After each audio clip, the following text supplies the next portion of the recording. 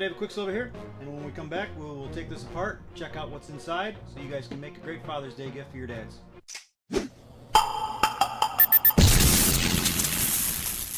Welcome back, and let's get to it. First thing we need to do is just take the obvious off. Take the two lights off. We'll place these over here. And we'll take these off, and I'll show you these later. And first thing before we're going to take this top off is we're going to go ahead and measure it. But I did take the 6 screws out. I have 2 here, 2 in the center, and 2 on the end. But I'm just going to give you exact measurements so you guys can figure out exactly what type of board you need to buy.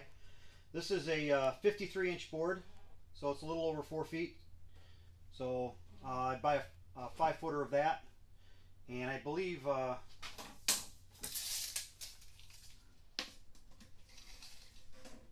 I made these 4 feet. The sides are 4 feet, so you can just buy an 8-footer of that. So I bought a 6-footer of the 1/2 inch. This is actually 3/4 inch thick by 8 inch, and I just shaved it down.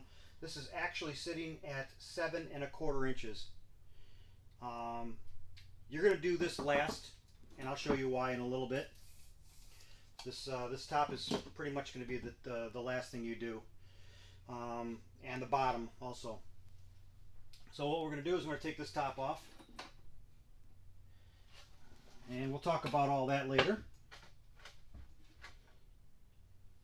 Actually, we'll get this out of the way completely. And we'll take these out. Okay, so I'm just going to tip this over and show you the inside here, and then I'll talk about that.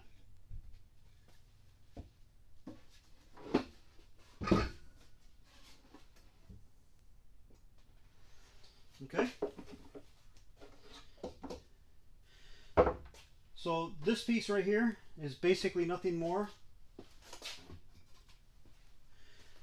than a vanity plate stripped off. Okay. And it's going to be the exact same. The vanity plates are pretty much the same size, okay? And I'm going to go ahead and show you what I did with this to prepare it to go into the box. So here it is. This I use for the cornhole. I use a 4-socket light. And basically all I do is measure in between the 2 sockets, mark it, and then that's where I'm going to put my slice. These don't have to be exact, because you're just going to set them in there, nobody's going to see them. So even if you don't exactly cut them exactly perfect. Okay. And to cut that, I just use tin snips. You can use anything. You can use a cutting wheel, whatever you want, whatever you have handy. Okay. So on these, you can see this center here is the 2 pushed forward to the center. So you're gonna have to do some rewiring on these to extend these down. You're gonna put these back to back, and what they're gonna look like underneath is just basically this.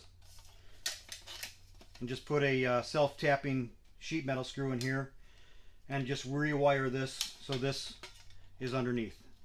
Okay.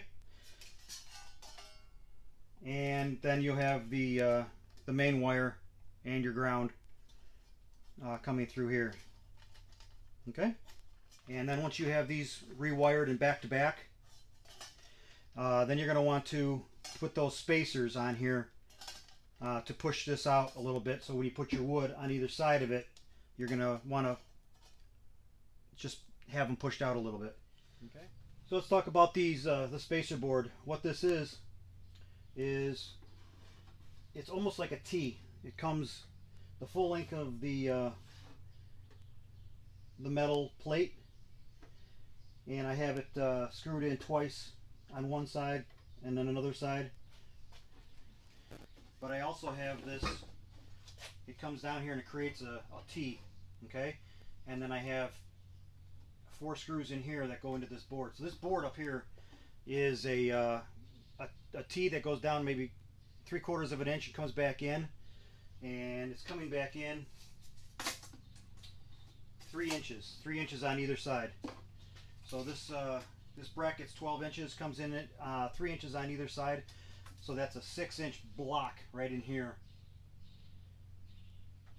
And that makes you gives you enough material to just put 4 screws in here to tie all this together nice and tight, so you don't have a this thing doesn't wobble at all. It's a good solid square. Okay, so once you have that these blocked up and ready to be mounted in here, you're going to, at that point, I make sure that the power lines are long enough to reach my socket here for later. And that's why I have the double male end. And then that way I don't have to rewire my extension cord. You just plug an extension cord in here and go right to your power. I'll show you some pictures in a picture-in-picture over here of what the centers look like as I'm shooting down them.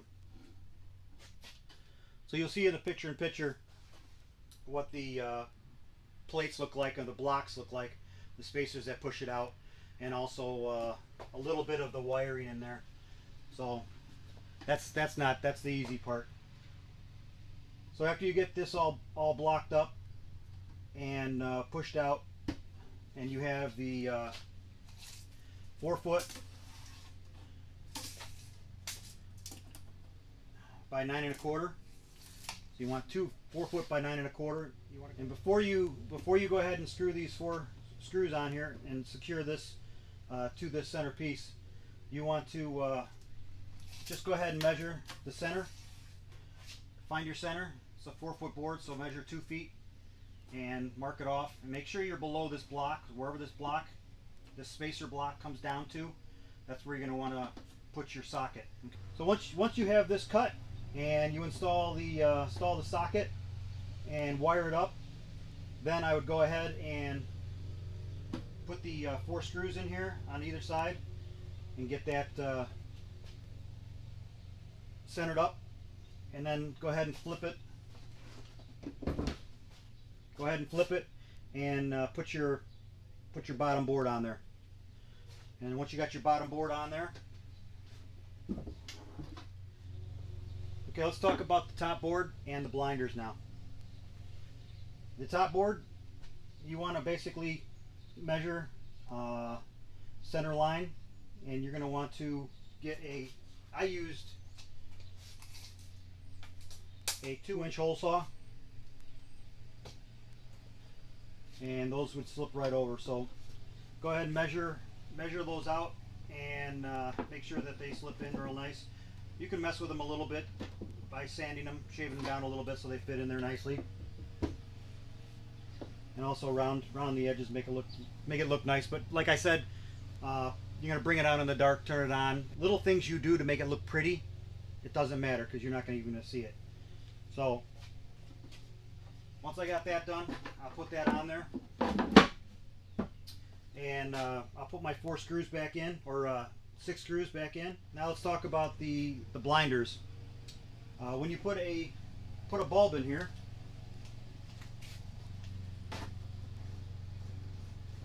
and then you go ahead and stand back 13.5 feet from the center of this.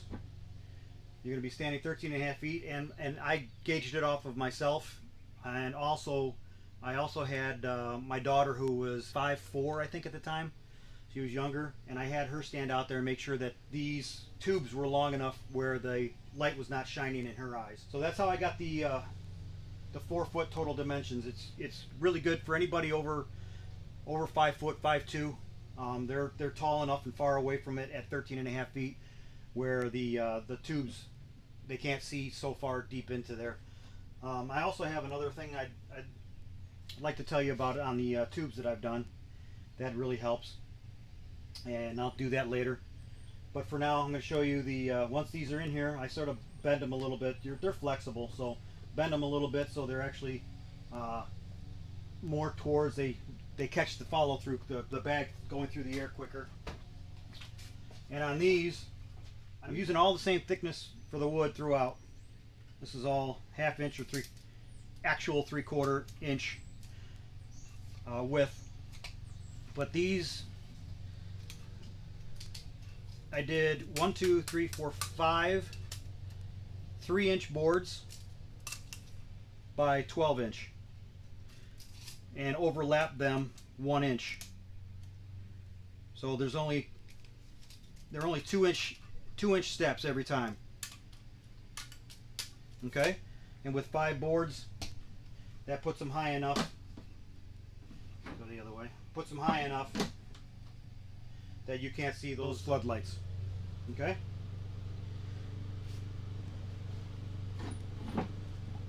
And I just have 3 screws on each one. And on the bottom here, I have a chunk of steel that I just put on the bottom. And then I also put a chunk of steel laid into the wood here with a router. But then I have super magnets. I have 3 super magnets on each side, and they're very thin super magnets. You can use any size super magnet that you can find.